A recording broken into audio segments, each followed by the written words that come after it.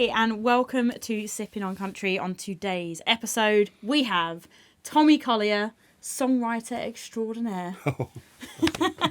Welcome. Thank you so much for joining us. Thank you. So I guess let's just kick right in. Tell us a little bit about yourself. Say you're a songwriter here in Nashville. Yeah, producer, songwriter. Okay. And when guitarist. did you get to Nashville? Wow, I moved to Nashville. First of all, I'm from the Mississippi Delta. My hometown is considered to be the birthplace of the blues, Greenville, Mississippi. Not a bad place to come from. Right. So I grew up knowing a lot of great blues musicians and had the opportunity to play with a lot of them, and worked in a music store there. I met, so many great musicians and just picked up the guitar at a really early age. And I made it the move here. I was in a band that in the early, the 98, 96, 97 to 98, I was in a band, and we were offered a record deal here. And I was the main songwriter, so I moved here. And obviously, like all bands, it broke up. They break up. There's too many personalities. And I was the lead guitarist, but the main songwriter. And I was a producer. I produced, our material. And, really, I just wanted to come here and be a producer and a writer. And so basically, I started another band, and we got offered another deal. All right. And that band broke up. Of course. The lead singer was a good friend, but it was just we would do a lot of showcases with major labels, and we would have an incredible show, and he would be great, and then the next night he would fall to pieces. It was a lot of pressure. Yeah. And since I was the main songwriter, I was pretty much offered several publishing deals, songwriter deals. Uh-huh. And finally, at one point, I just made the decision, I need to think about, other outlets instead of this band, and so I signed a deal, and I've met a lot of great people and from that and stuff, and basically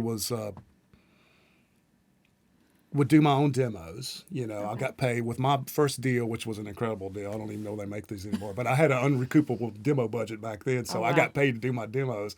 Plus, I had a huge draw because I was in this band that was potentially going to, have a major deal, and I was a writer.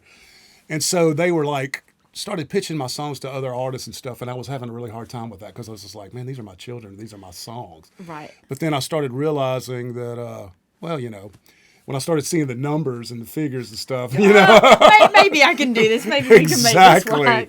And matter of fact, there was a band called Solid Harmony, and some of them were from England, London. Oh, okay. And they were signed to, I believe they were signed to Jive Records, and I wrote some stuff with them, and so kind of lost my train of thought. So anyway, was basically doing that, started writing songs, and would work on my demos all the time, and everybody really liked my guitar playing. So the next thing I know, I was playing on everybody's demos, and the next thing I know, people were like, hey, man, we want you to play on this session. Right. So I came into full-time guitar sessions for several years, and did a lot of stuff in the contemporary Christian field, had a lot of friends that were artists, that were writers, and I played on tons of records. And I started getting my feet wet in a little bit of alternative country, which I really love, Americana country. And was doing all these sessions and still writing songs, and basically just kind of burnt out on doing the whole session thing. Matter of fact, this rockabilly band that would play down on Broadway, they had a residency at Layla Bluegrass Inn down there. They were like, come play guitar. So I would go down there just so I could rip. Because, when you're in sessions and stuff, you're very limited as far as. So we would go down there and play Layla's. Back then, you could drive your car right up to Layla's, get your amp out, walk in, and play a gig, Not now. And so I kind of burnt out, just doing that after a while as far as the session guitar thing. I was like, I really just want to be a producer. Right. So I kind of just said, well, I can still incorporate my guitar playing and my songwriting, but be a producer and do that. That's what I really wanted to do. So that's to where I ended up meeting, Katy, Perry, and different people like that. Wow. And those are whole nother stories, I could go on forever. Oh, we've got time. Okay. Well, if you got a question or anything. So, I mean, the whole point of kind of sitting down and talking, I'm trying to get as many different industry professionals, I guess, in to really see what's behind an artist, right? Because for most consumers, you know, they're buying the records, they're going to see the shows, and what they're seeing is that finished product. Right. And I feel like unless you're really in the industry and you understand how The it insides. works, no one gives it a second thought, right? They Right. go, oh, I like this song, but no one's going, oh, I like this song. I wonder who wrote it. Like, I wonder what the idea behind Exactly. the majority of people, and you know, it just is what it is. Most people aren't thinking about it, and so I think from the songwriting and the producing, and obviously, you know, when you're producing, you've got, if people are bringing you tracks, like being able to hear that and then make that come to life. I mean, it's a whole other world to what people see, you know. World. It's like, you know, when I moved here, I've been here for about 25 years. It's like when I first moved here, of course, I was in a publishing deal and had different things. Back then, you could actually bring in a song with you just playing guitar or piano, and this is the song and this is the melody, and you know, people could hear, well, that's a hit or something like that. Right. That has changed so much now. It's almost like you have to come into a studio, do almost a full master for anybody, like the A&R team, to even take the first like listen. Understand that has potential.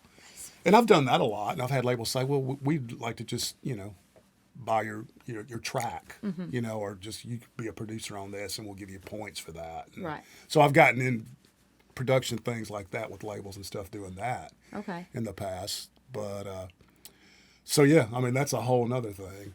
So from going, obviously, you know, you got here, you say you kind of fell into that session musician thing. Yeah. How did you kind of get yourself out of that and into the, you know, kind of going Producing more and down writing. that? Yeah. See, now everything's going full circle. I came here as an artist in a band, and now I'm an artist again. You know, I've been working on solo stuff, and I've got a record I'm going to try to drop that we can talk about more. But, you know, the transition was slow because like even now, I still incorporate guitar. Like I still have people call me all over the world. I just had somebody from Switzerland call me to play guitar on their record. And so they sent me tracks, and I'm sitting in my studio. I have a home studio similar to this. I don't have an SSL console, but unless I leave with this one. And so, you know, I still do that, but I just kind of made the transition to where I had a house similar to this. You know, I used to do so much tracking in all the studios, and then you know, when I was a session player, I had a cartage company that would take all my gear to all the, you know, sessions. And then slowly the budgets and things started changing more and more. Yeah. And I'm like, man, they won't even pay for my cartage anymore. So I was like, you know what, I'm going to buy a house. I was married at the time, bought this big house, built this complete studio, very similar to this, where I could track drums. And I got all my stuff from cartage, all my vintage gear. And then I would just have people come. And then slowly, from just playing guitar, bands would start coming. I would just be producing them. So they would camp out at my house or get a hotel in the town. And I lived in Thompson Station at that time, and they would either stay in Nashville or here. And instead of having to go into town and spend all the money, you know, to book a studio and a second engineer, because I'm an engineer too. Yeah. I could just, we'll just do it here at the house. And there's been times where, like, you know, y'all just use all my gear. I don't even play an instrument on some people's records. I'll just say, hey, this is what we need to do. And then sometimes I'll end up playing everything, and the artist may sing. You know, it just depends, you know. But something I wanted to say is, we were talking about, it's like, you know, when you think about songs and what's behind the songs, and a lot of times there's so many hidden songwriters and songs, and we're so used to seeing the artist. And that was something I had to come with grips, was like when I first started getting songs cut, I would see an artist that I didn't necessarily know, and they would, you know, take the microphone and talk about how they came up with the song and the idea. And I'm thinking, what, you know? And I know all my songwriter friends can relate to that. Right. And then there's other ones who are artist writers. Yep. Ashley McBryde's an example, different ones, and they understand the whole concept. So they'll sit down and, you know, they give credit where credit's due. It's like, you know, we were sitting in a room, so-and-so had an idea, so-and-so, you know, and it developed that way. Right. So that's all the behind the scenes that people don't even realize. Do you find that the artists that I guess kind of are trying to take credit for the songs, is that generally in country music, or do you see that more? I've seen it a lot in pop, because I've had pop cuts, and country for so long has always been about the writer. It's like when you used to watch videos on CMT and GAC and stuff like that, it would always have the section under there, the songwriters. Right, yeah. Which I always really loved that. Just because, a little shout out. Yeah, the country song, things are kind of changing in country more, We're getting a little more poppy, we're getting a little more LA in the country. So things, it is what it is. But, I mean, anybody can look up and find out who wrote a song. Right. But the average listener, like the average person watching American Idol, and they have all these concepts, they have no earthly idea. No. And then and they're not going to take the time to kind of go look it up, because it's not even, to be fair, for a lot of people, it's just it's not necessarily even a second thought. They're just like, I like this song. This song is by X person. Well, it's gone for even Frank Sinatra one time. He said something was the best Beatles song ever that John and Paul wrote. That's a George Harrison song. So, and he did a cover of it. I was like, I think he heard years later that George Harrison wrote that song. Wow. He was like, wow, so you got to, I know writers and people that love, especially in country music, they will search stuff like that out, so. I think, and maybe that's changed a lot in recent years. I think as country's kind of blown up and become this much more commercial genre. Yes. But definitely prior to that, I feel like a lot of people, you really had to work your way up. Yeah. It wasn't, country music wasn't necessarily coming to people through talent shows, because it just wasn't popular, right? Country artists weren't going on. I mean, I say, yes, that has changed. You got people like Carrie Underwood. Yes. Obviously, massive superstar now. Right. But for the most part, the people within the genre, they had to work from the bottom, which means they cross paths with all those songwriters, and they really work to get where they are. And so I feel like maybe there's a little more of an appreciation. It is. So obviously you mentioned the Beatles. Yes. And I know before we started recording, you said you kind of grew up on that. I did. My first thing was, my dad was a retired Navy military, and I had family in the military. When I was a kid, I didn't think anything. There's no musicians in my family on either side. Just you. And I've never even thought about music. I wanted to, join the Army and stuff. And I remember I was like 6 years old, and I was running around the house with my little toy gun. And Cam, I know toy guns in England, but here in America, And I remember running around, and for some reason my dad was at home watching an old rerun on Saturday of the Beatles movie Help. They had a movie called Help. Yep. And I remember running across the TV and just see, there was a part in that movie where Paul McCartney is on a beach holding a girl like a guitar, and he's singing a song called Another Girl, and I just remember dropping the guitar and falling on my knees and just looking at that. I was like, what is that? And it's like, boom. And it's like, I was hooked. I was like, that's music. I was like, what is that? That was the moment. I was, young.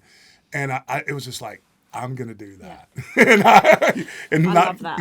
And me and my best friend that was across the street, I told him about it and everything like that. And we taught my mom into one summer taking us, you could go down to the local library and rent CDs. And we even found old albums. My mom had an old record player. So we were like getting all these Beatle records, and just getting, that's like listening to classical music really at a young age. You just breathe, because the Beatles, think about it. And I mean, I don't know what it's like over here, but I know in the UK, when it comes to the Beatles songwriting, it's like a love or hate it thing. Oh, really? Yeah, I think there's just a lot of people who feel like their writing's more like kids' poems rather than, necessarily, I don't know, songwriting, however I mean, look, whatever they did, they had an incredible formula. Well, when you watch them, they actually matured so much in their writing, just like in such a short period of time.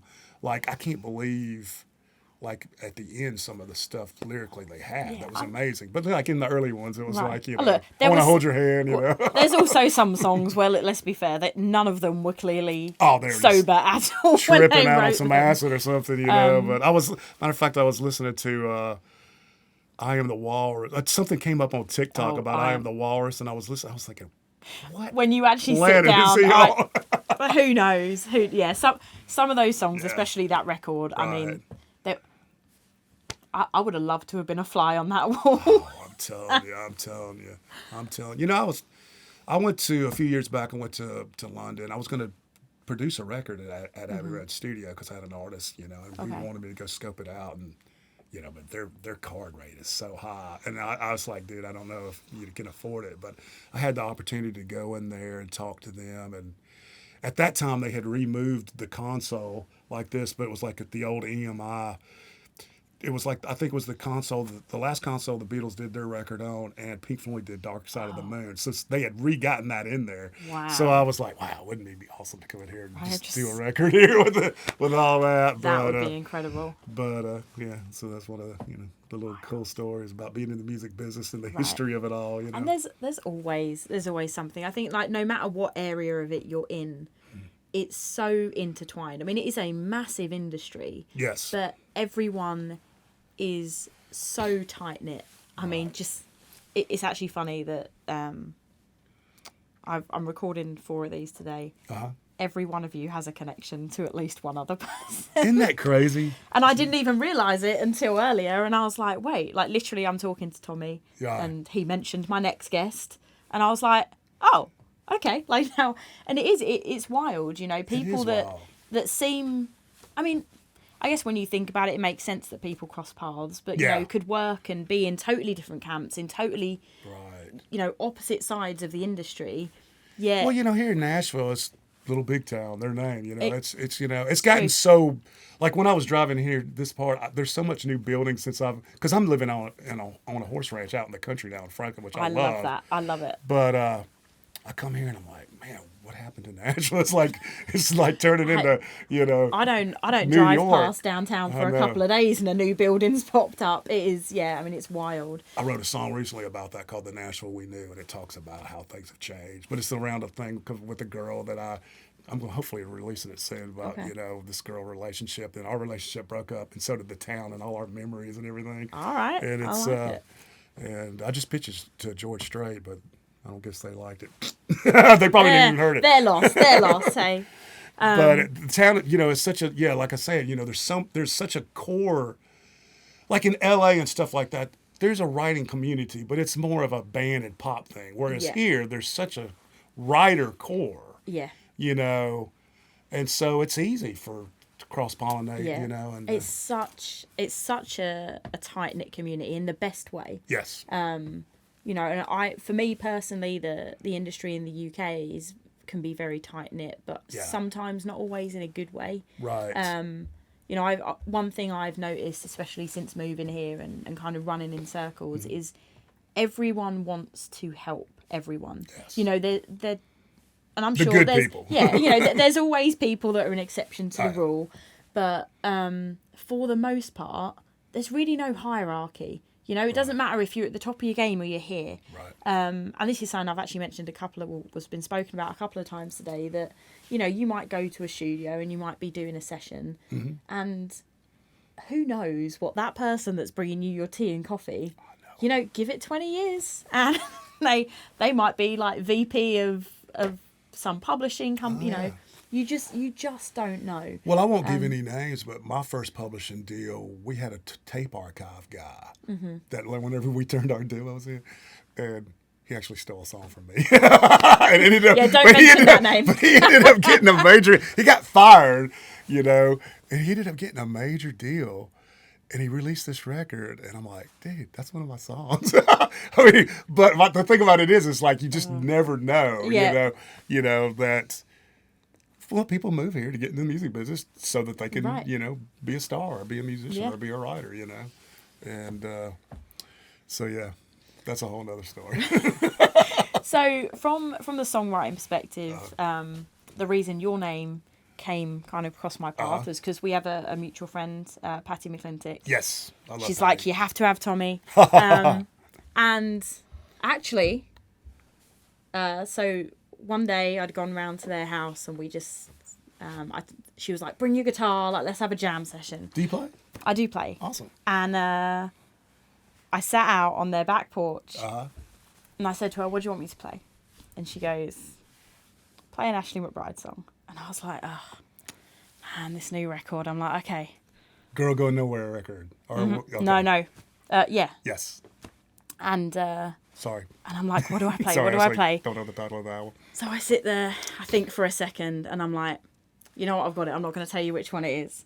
And I sit there, and I play Southern Babylon, and she goes... You played that song on guitar and sang it? Awesome. It's one of my favourite songs. Thank you. It's one of my record. favorites, too, that I've written. And she's just like, oh my God, this is my favourite song. And, I mean, definitely her favourite song, because... Through that song is where I met Patty. Oh, and really? Everything like that, because she did a review of her record, of Ashley's record, was just talking about how that song impacted her and everything like that. And I was in the process of working on the original first part of this record, and I told her, hey, I co-wrote that song. I'm friends. I used to, play lead guitar with Ashley for several years. I love her. She's... I quit just so I could work on my own solo stuff, and plus I was producing so much. It was such a big commitment. Oh yeah, 100. And especially now, and she deserves. Yeah. Well, I've had so many people say, "Are you nuts? Are you crazy?" I'm like, well, things work out the way they're supposed to work out. Right, and also, like the touring life isn't for everyone. It's not you. I can do it in small doses. Yeah, it's a lot. The glamorous side of it from the outset really isn't all it's cracked up to be sometimes on the actual touring thing. Until people get on a tour bus with the band and travel everywhere. Yeah. I don't care if you think it's a tour bus. After about halfway, you're just like, give me some Jack. And have you ever heard of the Henningsons? They were a band. They wrote a lot of the big hits for the band Perry. They were signed to Sony. And I was their utility guitar player. I was doing their gig at the same time I was playing with Ashley. And they had a tour gig, and we would play all over the place. Mm-hmm. And I had to take so much gear because I was like, with them, I played piano, banjo, lap steel, electric. And I was just like, and they didn't have a whole lot of back set. But we play all these shows, and I would be doing all that. And we would go to all these shows, and they would have so many friends and family coming to the bus. And after a while, you're just like, get off the bus. Close. There's nowhere to escape other than in your little coffin, So. Which, for anyone, if you've never seen the inside of a tour bus, those beds are... Woo. You could barely call them beds. Yeah. Just those... You would sleep more comfortably right there on that couch. You would. Mattresses that are about this thin. Like this much space. Try not to roll out of them in the middle of the night. So that was your favorite song, and you played that, and actually now Patty has that tattooed. Yes. How was that like to have someone? I actually still have the original lyric sheet because Ashley came over. It's funny because when I knew her because we were all part of a group that was. It's kind of the freak show now, but back then we were at the Rusty Nail in Hermitage, and we used to all be writers, and we had rounds, and we were all friends. And I met Ashley through that. Okay. And she asked me one night. She goes, "Tommy, come check my band out. We're playing Friday night." And so I was in town. I was actually playing with the other band, but I was in town, so I went and saw her, and it was like such chaos and that bar. I've burnt that bar down many times, but for that night there was just such a rowdy, crazy crowd, and I was just sitting there, and I was like, man, this is chaos. This is like a Southern redneck, and I was like, this is like Babylon. So I was like, Southern Babylon. That would be a great. So I vaulted this, and I was actually working with another girl artist. And I presented that idea to her, and she just didn't. She wasn't feeling it. I'm like, oh, that's fine. I'll just vault it. And then later on, Ashley was like, hey, you want to play guitar with me? I said, I'll play a few gigs and stuff. So I started playing with her, and we ended up getting a good friendship and relationship. And she was writing stuff, and I said, come over to the studio to my house, and I got an idea for a song. So I thought she jumped on that, and that song kind of just wrote itself, me and her were just sitting there, and I'm just like, here standing on top of each other's heads, and it's like, man, we wrote a modern Hotel California, It is. Yeah. And we were playing it out, but when we were playing it out, we were playing it more high energy like that, really rocking. And I'd like to do that one day and just do it as my own, as a rocking version. That'd be awesome. And I kind of lost my train there. So obviously we did that, and the next thing I know, I had other obligations. So I said, I can't be a guitar player full time. And then I found out, she was like, well, I signed with we're putting the song on the record. And I'm like, yes, but I was shocked when I heard it because Jay Joyce, he produced, and I love Jay, but it was such a mellow, tripped out track. When I heard it, I was like, I don't know how to process this. But it grew on me. Right. And I guess for you, having written it, you kind of had that sound in your head. Right. Having obviously never heard like that original. Yeah. I mean, that's what you've heard, the version. Yeah. They could make like a TV Netflix series on that whole title and this bar. I mean, it could be like, that right there. That's why I love country music. I know, it's and the stories. Like I can take a 3-minute song and I could go write a novel. We've got to keep the stories in country music. And look, there's stuff coming out now that definitely is, is missing that. But also I think but it has its place. Yes, it does. Look, and take Cruise, for example. Right? I know. Stop the tape. I'm kidding, no. But like, it has its... it has its place. When it lyrically... Oh, when I hear that, I had my studio. I was living on Mount Juliet on Old Hickory Lake. Had a full studio. We had this huge deck. We were in the point, where there's it's where everybody comes and does it. So we were out all the time on the boat and that song and all of it. So it's a part of it's a part of the soundtrack of those years. Yeah, it's definitely not a start to finish story song, but it's good times. Like it is, it serves a purpose, and I think that sometimes people. Well, I mean, I actually had a thing. I got the Facebook and everything up and running for the podcast. And I'd posted a couple of press releases. Yeah. And one of them was about Lainey Wilson and Jelly Roll winning CMA awards. All right. Right? That's all it was. I'd reposted it. There was nothing more to it. And I ended up getting this message from this guy, this whole long thing about how Jelly Roll's not country and people like me are diluting country music. And I'm like, you have the right to your opinion, but I mean, it's part of it. I mean, you take rock music, you have artists like Bonnie Tyler, and then you've got Pantera. I know. They're both rock. Right. And if there's a fan base that likes that, it's just, we're just broadening the horizon. I don't think it's a bad thing to pull people in. I really love Lainey. I liked the first song that I heard from Jelly. I actually asked some people if they like him or not because I get the same thing because I have so many purists, and I'm an outlaw country guy. I like old country too, but as a writer, and the producer, you got to stay current and think about the big picture. And I understand where a lot of people are coming from in the old school, but I was like, it's changed, man. I mean, there's nothing you can do unless you want to go move to Branson, Missouri, and start the outlaw country movement. Go ahead. You're going to have to. If you're a writer, if you're a listener, then don't listen.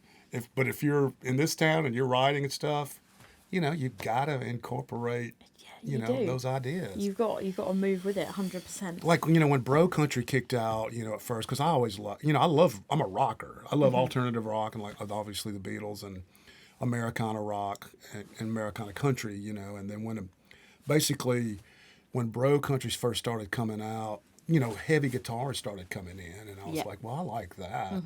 But, I had friends that were like, man, no, we can't do. I mean, I remember when Jason Aldean's, what was his big riff song that was so cool in a hick town. I remember playing that.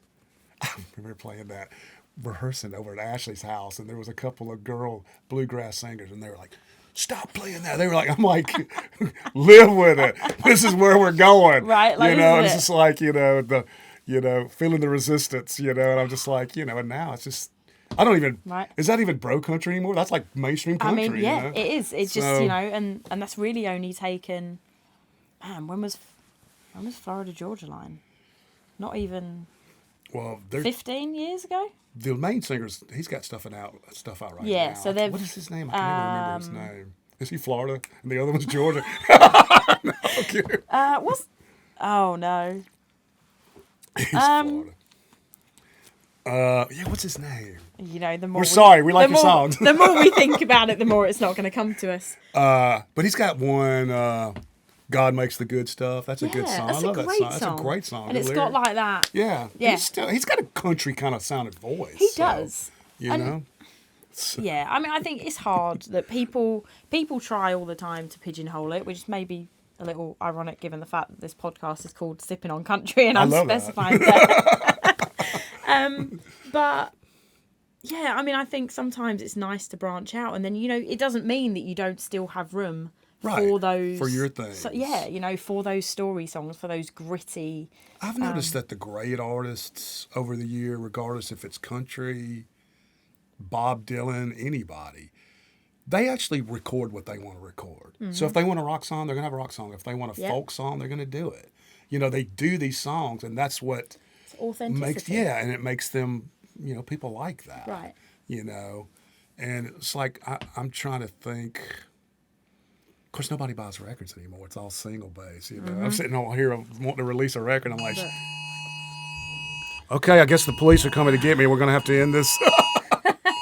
Oh, it's the tornado coming. Is that a warn? Is it a warning?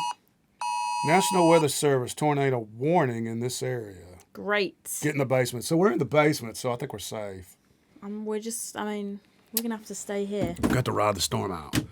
Wait, does warning mean there is a one? Wait. I think it's...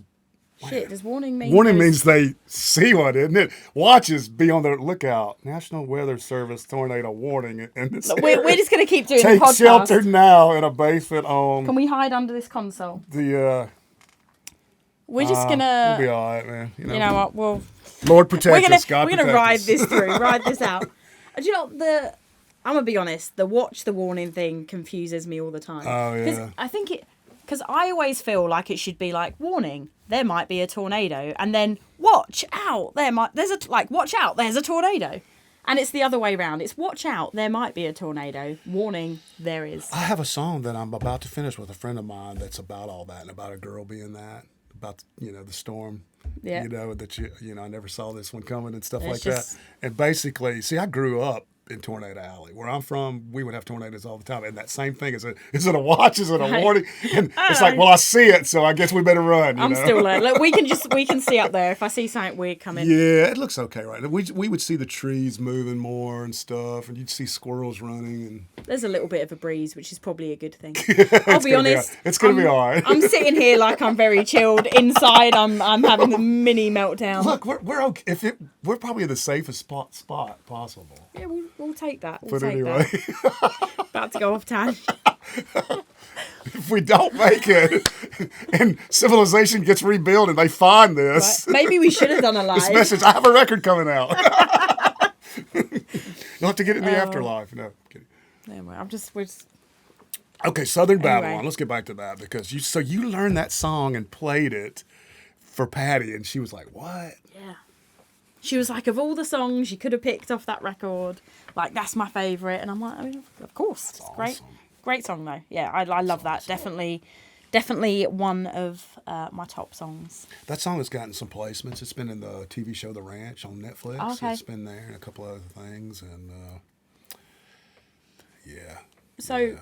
aside from that, I know you touched very briefly earlier, you threw out Katy Perry. Yeah. So obviously you've had cuts in like the pop rock and stuff like that, everything like that. Actually, when Katy, my first pub company that I was with, they had several record companies, and she was signed to a record label called Red Hill Records, which was like a Christian label, but they wanted to do a crossover distribution. Okay. So I met her, and her mom. They came into the office, and my publisher introduced me to her, and Katy's just a little innocent. She's 16 or 17 years old, and she knew like maybe 3 chords on the guitar, but she had this incredible voice. I was like, man, this girl's great.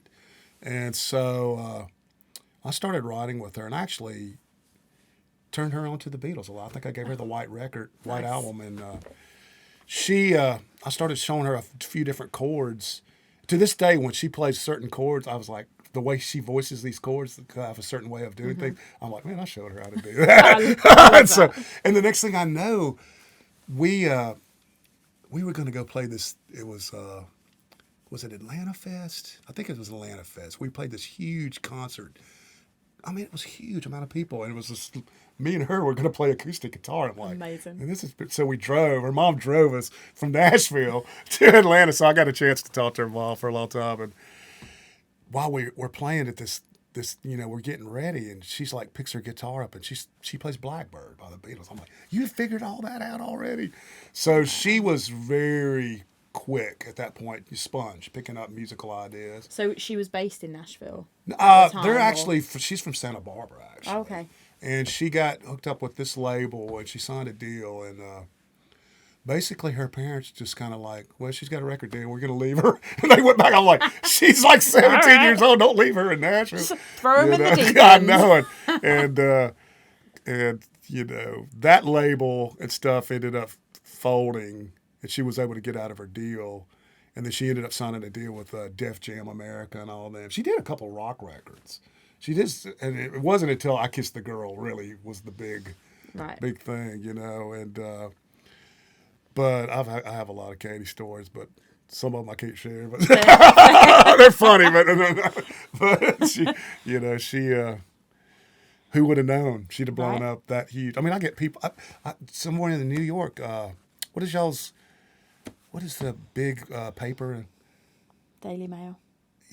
Yeah, maybe it's the Daily Mail UK. Mm-hmm. I think it was there.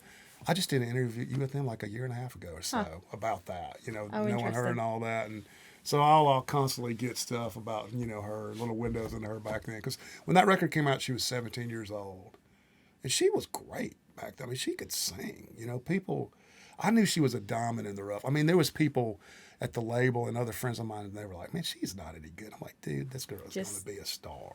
Just wait. You know, I've been fortunate to be around a lot of certain people that have been really big, probably 4 or 5, you know, different, that blow up so huge, and then you're like, but I just know. I guess maybe the producer in me, you can just tell, you know. And I think the other thing is that it actually, for someone to be as successful as she is, as, you know, and other people at her level in the industry, it's not, to be fair, it doesn't all boil down to talent. You know, there is a lot of. There is. I mean, talent is. It's a part of it, but you gotta have some level of talent to start with it. But also just having that drive, having the right mindset, being someone that people want to work, and having a good team around you. You know, knowing that, you know, look, the artist is the talent. Without them, songs aren't getting played. You know, they're not getting sung. But if you don't have everything to back that up, and you don't create a good circle, and that's on the artist a lot of the times, you know. So I think it really just shows how much drive she has as in her career, that she's done so well. The ones that I've been a part of, some of them I don't want to bring up here. Some of them are good. Some of them I just, you know how it is, rock and roll. Give me my guitar, I'm getting off the bus. Let's go. You know, here's the eagle. No, but most all of them have been good singer musicians that were good writers, or developed into a good. Katy was developing into writing, but she really wanted to write all her songs, you know, and so. I think maybe the longevity with a lot of those artists is because of that, you know, and you know, but I know so many people that just come here. I have people all the time like, I want to produce a record, I want you to do this, and I'm like, well, can you play an instrument? No. Can you sing? I think I can sing pretty good. And I'm like, well, let me hear you. No, I'm like, nope. You know, do you write any lyrics? You know, you're like, you need to go woodshed. We need science to bring to the table here. If you really want to do this, you need to count the cost, and you know. So actually, just touching base on what you just said about, obviously a lot of artists want to write their own stuff now. Right.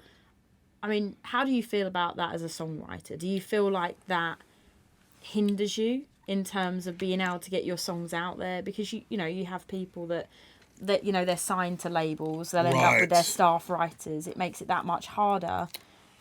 Well, there's a lot of politics involved in all this, and too. I mean, you know, if we're going to be in the bitter truth of conversation here, a lot of times, you know, a label, and especially these days, they have their own publishing company, so they definitely want to have a controlling part of that composition. Yeah. So even if there's an artist that can't write nothing, they're still gonna, you know, want that to happen. Right. And so you have to deal with that. I mean, there's still great artists now that where if they hear a great song, if they have the clout with their label, they're like, we're cutting that song. And then there's labels at the time they're like, we're cutting that song. You're not singing on it. Right. You know, but there's always some kind of controlling part of it, because they're going to either want to have a little piece of the administration of it or a piece of the publishing. And so that's why you see a lot of artists now. even the great artists do this. Look, Sheryl Crow, love her to death. If you hear this, Sheryl, I'm sorry. But like when she did her big record, she did a big pop record that sounded like Michael Jackson before she was, then she did the big record with If It Makes You Happy. Yeah. Well, I was friends with her drummer, Brian McLeod, and a lot of those guys that worked on that record. And he wrote Every Day's a Winding Road with her. He wrote A Change and all this. Oh, amazing. But he didn't. But he told me, he goes, every day, he said, if it makes you happy, he said the guitar player came in with that whole song. He had it done, and she was like, we're going to change her to you. And she got 50% of the song. And I was like, dude, 50% of something is better than 50% of nothing. So 50% of that song, I'd take it any exactly. day. I mean, that's a classic. Yeah. You know? I mean, I guess unfortunately, just it's part and parcel of the industry. Yeah. But if you can learn to, and you shouldn't have to just be like, oh, I just give away X amount, but also the benefits to playing the game. Exactly. And I think that's really what it's all about. Maybe a little more in the music industry than anything else. To me, I love writing. I mean, obviously, I'm really more about the cash than the fame.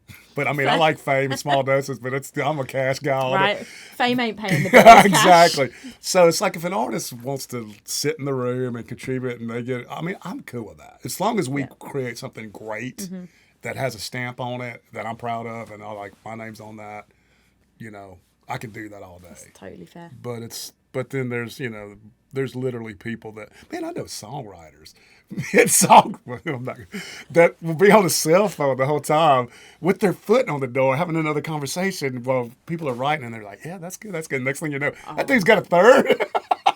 But it is what it is. I remember I was writing up an album review, and one of the there was a lot of the tracks where there was a lot of writers, but one of these tracks had 8 writers on there, and I remember sitting there and I'm just like, honestly, I just don't believe for a second that there were 8 people in that room contributing to this. Like, and it's usually the same line over and over and over again. Like, I'm like, it's not even. Like, as far as songwriting goes, if you got 8 people on it, I want this to be the best damn thing I've ever heard, You would think. It wasn't a bad song, but I was just like, and I'm sure that was probably one more of those scenarios, where there's 8 people in the room, but how many people actually wrote that song? Well, like in Katy's situation, Katy's got like handlers around here. She's got a whole group. And it's like when you look at it, there's producers like that. She's got like 8 writers and stuff on that. And I'm like, everybody wants a piece of the pie. And a lot of like the track guy. I put a cowbell on this track. I want 10% of, So, I mean, that's a whole. Nashville has not gotten to that point yet. But let's not let it happen. But no, it's like they say the best songs in Nashville are written usually with 3 people, but there's been a lot of hits that are written with 4 people. I personally like to write with myself or 2 people. I like to write with the artist or me and another writer, and if the artist is in on it, do that. But I feel like, to me, I think until you can really write a song by yourself, it's great. I'm not being an elitist, but I'm just saying, you need to write a song on your own that stands the ground and then branch out, Because it's that experience and knowing how to compose the song in the first place. Like, they're the benefits you're getting, I guess, from being in a room with other people who also have that same talent. Right. And that's when you can bounce off, and when you get those songs that are great. Yeah. Sometimes I've learned as a writer, sometimes you can come in with a strong idea or do something, and sometimes you just got to know your role. I mean, sometimes you'll have a massive hit writer come in and they don't have anything, and then sometimes they'll take your idea or something, and you just have to sit back and just let them ride with it, and then you're like, sounds good, cool, this is great. Write me the check. But anyway, so let's have a little talk about your record that has been patiently sitting there. So I have started working on what was originally this, and actually Patty did Think Country did a review on this record, which was really incredible. Nice. And I had a bunch of radio people love this record, and then I finished it, and I was actually talking with some labels and some new publishers, and COVID hit. There it is. So that was the end of everything. And I ended up getting COVID, and I got extremely ill. Oh. And I'm still suffering from Really? long COVID. I'm still having, it's affected my singing a lot and stuff. And so through that whole period of time, it's like my mom passed away, then my sister passed away of COVID, and they were in lockdown in Mississippi in the Delta, and I couldn't even go down there. Oh, and so between, losing my immediate family and then COVID and me being sick, I finally am back to the point. I've been producing all this time, it's like, it's time to release this record. I just had a big write-up in a magazine back home called Delta Magazine, and it's like they call it the Southern's premier magazine, because I ended up taking up art again when I was sick, and actually Patty's got a print of one of my dad's. My dad was a very great artist, in Mississippi, and when I was a kid, I was an artist. I painted a lot, but when I heard the Beatles and everything like that, I kind of just went the music route. And but I won art contests and stuff as a kid. And when my dad passed away, after my mom and sister, I went and closed out the estate at the house, and I inherited a lot of my dad's art during COVID, when they finally allowed us to go back down there. Right, yeah. And so I went and had his art appraised, and it was really expensive. So I started selling prints. And basically, I was like, I'm going to pick up a paintbrush and start painting again. And so I started painting, and I was like, everything I started painting, people were buying left and right. And it was just like, in that year, I sold like $40,000 worth of original art. Wow. And I was like, wow. So it's like, am I changing careers here? Do I not do this writing thing anymore? But I'm still producing and stuff. And basically and yada, yada, yada, a few months back, Delta Magazine, they did a review on me, and they talked to me a lot about my music and this record and stuff, because I finally have revised this a little bit and put some different songs. I've written a whole nother record. Once I've done, in this whole period of time, I can release another record, but I got to get this one out. And so they did a review about it and about my art and stuff like that. And so I'm hoping, after this first of this year, I'm going to kick this in fully, and I'm going to try to get out and start doing a tour, playing again. Nice. Well, that should work out perfectly for this release as well. Exactly. We're going to be right at the beginning of January. Exactly. And there's a song that I'm going to consider to be a single on there that I'm probably going to shoot a video of right after the first of the year. That's one of my favorites on there. But in the meantime, I've been producing other artists. Like I'm working with bluegrass. I'm doing a bluegrass gospel record with two girls from Texas called Virginia Lou. And they're very good. And it's almost like Emmylou Harris. Interesting. Okay. And it's, it's mandolins and dobros and acoustics. But they have these real kind of like, almost like the Cranberries vocal and stuff. And a lot of them are some old gospel hymns, and we've written some new ones. And then there's an artist named Kinsey Coppin, forgive me, Kinsey.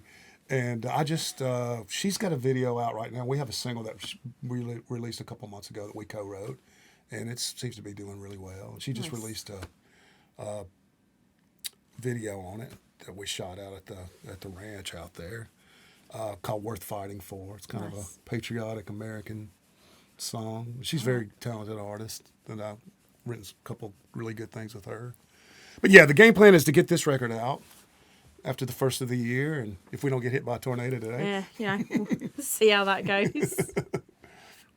Last year, I think she was CMA Girl Texas artist from Texas, and we have a song out now. It's called "Worth Fighting For." It's it's a YouTube video, so that's some of the newest stuff. All right. Well, what I'm going to do is I'm going to link to all of this stuff. Okay. So people will be able to go check it out. Hopefully, by the time this is released, you'll be on full.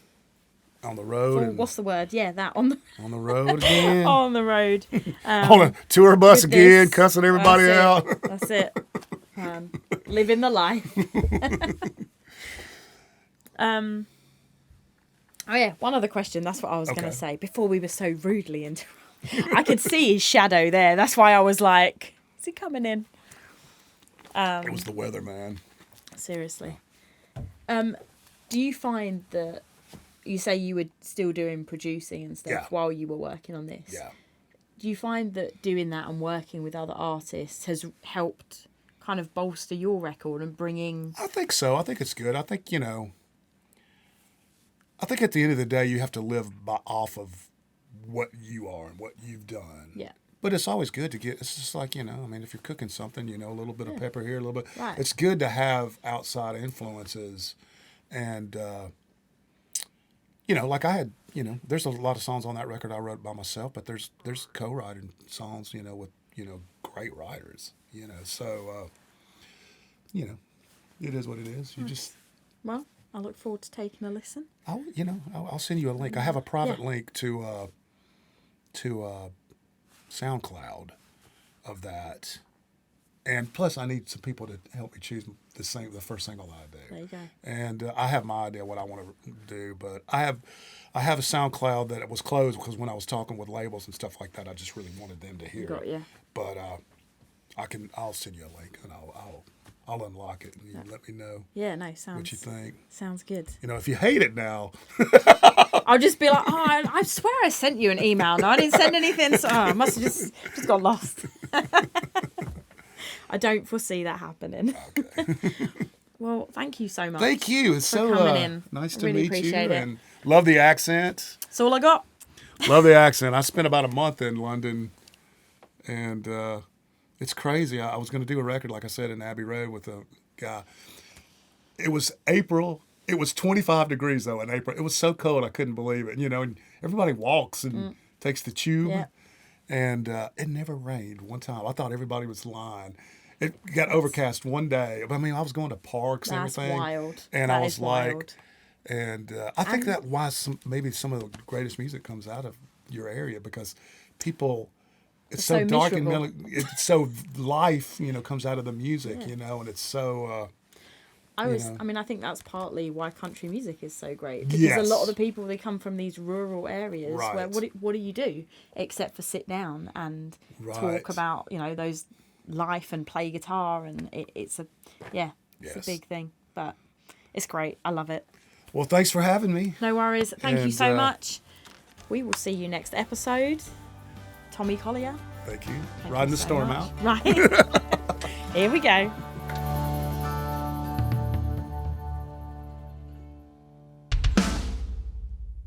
Recorded at 2300 Studios in Nashville, Tennessee. Original theme music by Gary Wood.